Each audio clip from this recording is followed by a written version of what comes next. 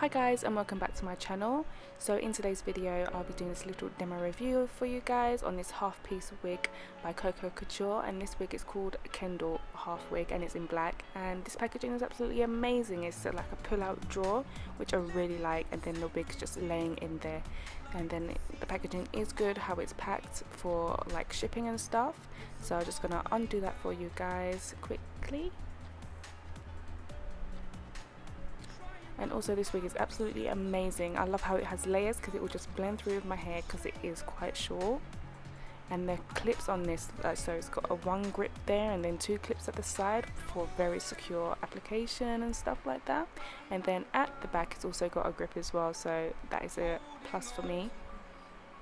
So what I've done is I've clipped half of my hair up and left half of it down, and just clipped in the half wig right in the center, and then obviously clip my hair down and blend it back so it all blends through.